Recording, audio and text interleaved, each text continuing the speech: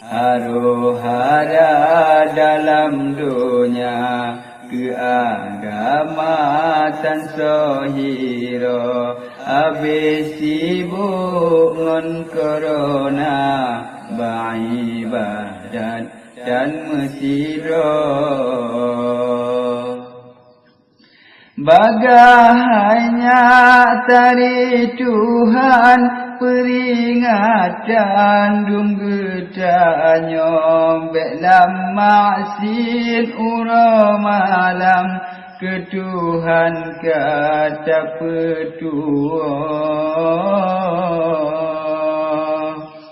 Tata pakruk wahirakan tabayang atih baranya bercinta cok pelajaran jinorakan belilalo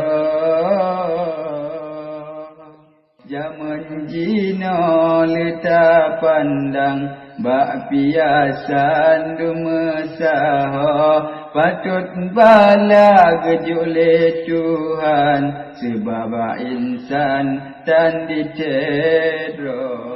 Zaman jino leta pandang bak piasan dumesaho patut bala gejule Tuhan sebab insan dan ditero. Patut bala gejule Tuhan sebab insan dan ditero.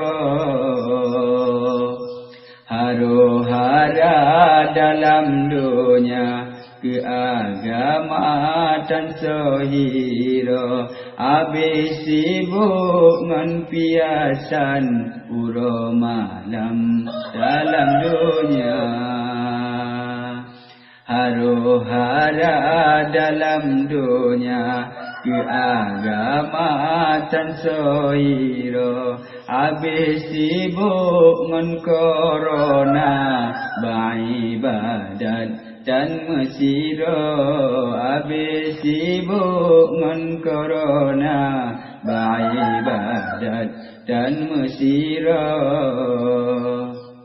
Bagahnya tari Tuhan peringatan dung getanyo belam masjid uro malam ke Tuhan kata petua.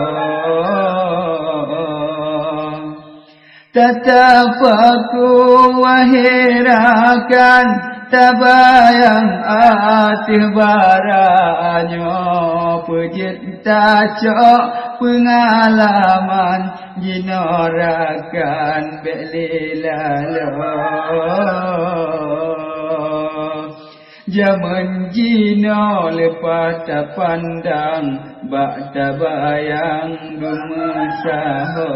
Zaman jino lepas pandang bak piasan dumesaho patut gejuk balale Tuhan sebab insan dan mesiro. Patut bala gejuk le Tuhan sebab insan dan ditero. Sebab insan dan ditero.